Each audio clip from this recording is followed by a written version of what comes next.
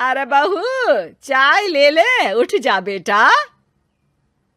अरे मम्मी रहने देती ना, मैं उठ तो रही थी। अरे कोई बात नहीं, खाने में क्या बनाना है वो बता दे।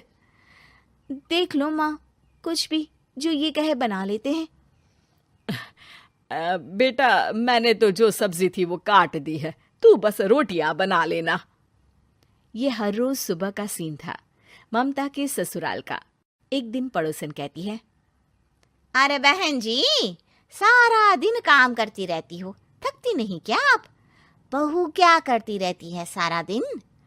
अरे वो भी कुछ ना कुछ करती ही रहती होगी। अब इतनी भी बूढ़ी तो नहीं हूं मैं जो बैठ जाऊं कि सामने काम पड़ा है और मैं बैठी रहूं।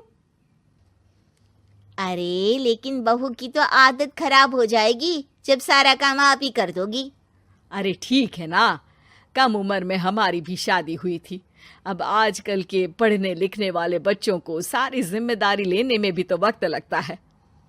बहू है तो क्या हुआ, मेरी बेटी की उम्र की ही है ना। एक उसे भी देख लो, चाय बनाने के सिवा आता ही क्या है। ममता से सारी बात करती है। हाँ, मम्मी जी ही ज्यादा काम करती हैं, इसमें कोई दो राय नहीं है। लेकिन मैं भी क्या करूं, ऑफिस और घर के बीच जो वक्त मिलता है उसी में काम कर लेते हैं, है ना। दिन बीत रहे थे। सास बहू के बीच की बॉन्डिंग अच्छी थी, लेकिन जब बहू माँ बनती है तो जो थोड़ा बहुत काम किया करती थी वो भी छोड़ देती है। बहू, ये ले, तेरे लिए बनाया है। इसको खाने से बच्चा और तू दोनों स्वस्थ रहेंगे। ठीक है माँ जी। माँ जी, वो बच्चे के लिए गद्दे जो सूख रहे हैं ना छत पर, जरा ले आइए ना। तभी वहां पति आ जाता है। अरे माँ रुको, मैं ले आता हूँ, तुम मेरा खाना लगा दो। माँ किचन में चली जाती है। पता है, बगल वाली डॉली है ना, वो लोग हमारी साइड के हैं। उसकी सास ने तो उसकी हड्डियों को मजबूत करने वाले लड्डू बनाए हैं। उसे भी बच्चा हुआ है ना। पता नहीं मम्मी जी क्या पानी सा उबाल कर दे देती है, मैं तो बस वही खा लेती हूँ। अरे तो तुम्हारे साइड बनता है तो तुम अपनी माँ से बोल दो, वो बना देंगी। आहा, माँ की तबीयत ठीक नहीं रहती, तुम जानती हो ना, कैसे बनाएंगी वो? अरे क्या हो गया सासू माँ को? कल तक तो फेसबुक में किटी की फोटो डाल रही थी। अच्छा अच्छा, चुप रहिए। डॉली की सास ने मनाया है, तुम लोगों का भी तो फर्ज बनता है। तभी वहां सास आ जाती है। ये ले बहू, गर्म पानी की बोतल, गर्म पानी पीने से पेट अंदर हो जाएगा। नहीं नहीं माँ जी, गर्म पानी पीने से प्यास नहीं बुझती। अरे पी लेना बेटा।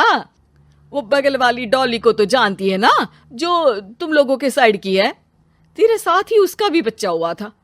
बेचारे का कोई ख्याल रखने वाला नहीं, सारा काम करती है और रात में बस एक लड्डू खाकर सो जाती है। पेट तो लटक ही गया है और बच्चा तो कितना कमजोर सा है उसका। अच्छा माँ, क्या बात है, डॉली की ये हाल है? क्यों मैडम, क्या कहना है आपका? अब पता है मुझे, किसी के पास मेरी सास की तरह सास थोड़ी ना है। नहीं नहीं बेटा, ऐसा नहीं है। मेरे लिए तो तुम सभी मेरे बच्चे जैसे ही हो। ममता को समझ में नहीं आता कि वो सास में कैसे कोई बुराई निकाले, क्योंकि हर कोई उससे उसकी सास की तारीफ ही किया करता था। एक रोज ममता के घर उसकी ननद आती है। अरे भाभी, मुन्ने को तो 6 महीने हो गए, आप अभी भी बेड पर हो। आ गई है आप? कैसी हैं बुआ? बच्चा होने के 6 महीने बाद आई हैं आप? भाभी, अमेरिका दूर है ना, तो वक्त लग जाता है। अब इनकी छुट्टी अभी थी तो सभी आ गए। वैसे माँ कहाँ है? थकी हारी सास बेटी को देखकर खुश हो जाती है। माँ, इस बार तेरा वीजा तैयार है, मेरे साथ चलने को तैयार रहना। हाँ हाँ बेटा, मैं तैयार हूँ। अरे ऐसे कैसे माँ, मैं कैसे मैनेज करूंगी? कैसे मतलब? जैसे मैंने किया अमेरिका में, आप इंडिया में कर लेना। वैसे आपका तो मायका भी पास ही में है ना। हाँ वो तो है, लेकिन वहाँ माँ के पास वक्त नहीं होता, ईश्वर भक्ति में उनका सारा समय चला जाता है। भाभी, बेटी परेशान हो तो माँ का ध्यान आरती में कैसे लग सकता है? समझ में ही नहीं आता। वैसे भी अब माँ को मैं अपने साथ ले जा रही हूँ। माँ को विदेश घूमने का शौक है ना। ममता मन मारकर चुप हो जाती है, लेकिन मन ही मन सोचती है कि वो कैसे सारा काम मैनेज करेगी। पति का खाना, नाश्ता, मुन्ने को नहलाना, धुलाना, फिर रात भर इसके लिए दूध तैयार करना। माँ तो सारा काम करती थी। हे भगवान, ना भाई ना। क्या हुआ भाभी? क्या सोचकर ना भी ना कर रही हो? अरे कुछ नहीं, बस बच्चे के बाद से ही कमजोरी ज्यादा हो गई है ना, तो अचानक से बड़बड़ाने लगती हूँ मैं। अगले दिन ममता अपनी माँ को फोन करती है। राधे राधे। माँ मैं क्या करूँ, मेरी सास तो अमेरिका जा रही है बेटी के पास। अब घर का सारा काम, बच्चा, सब कैसे मैनेज करूँगी। तू आ जाना माँ कुछ महीनों के लिए मेरे पास। अरे ना ना ममता, मेरे बस की बात नहीं है काम धाम। अरे तू तो जानती है ना, मैंने तो तेरे भाई की शादी भी गरीब गांव की लड़की से इसीलिए ही की थी कि वो चुपचाप घर का सारा काम करे। वैसे भी अब तो आदत भी नहीं रही मेरी काम करने की।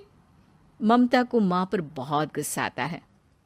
ठीक है माँ, देख लूंगी मैं, लेकिन मेरी मुसीबत के वक्त आप मेरा साथ नहीं दे रही है। अब भूल जाना मुझे। ममता गुस्से में आकर फोन रख देती है और रोने लगती है, लेकिन बेचारी करे भी तो क्या। अब सास और ननद दोनों घर का काम करते, नेहा आराम करती, लेकिन अब आराम में भी उसे चिंता रहती। और फिर वो दिन भी आ जाता है जब ननद का जाने का वक्त आ जाता है। भाभी मैं जा रही हूँ, अपना और मुन्ने का ख्याल रखना। ममता सास को देखती है और गले लगकर रोने लगती है।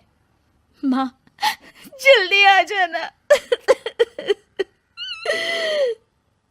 सास मुस्कुराकर कहती है, कहाँ से ममता, मैं कहीं नहीं जा रही। मैंने देखा कि मेरे जाने की बात से ही तू परेशान हो गई थी, इसीलिए मैंने अपना जाना कैंसिल कर दिया है। तू चिंता ना कर, मैं तेरे साथ ही रहूंगी। ममता को अपनी माँ की बात याद आती है कि कैसे उसके कहने पर भी ममता की परेशानी को समझने की बजाय उसने मना कर दिया, जबकि सास ने बिना कुछ कहे बहू की समस्या पढ़ ली। हाँ माँ, हम सब साथ चलेंगे बाद में दीदी के घर अमेरिका।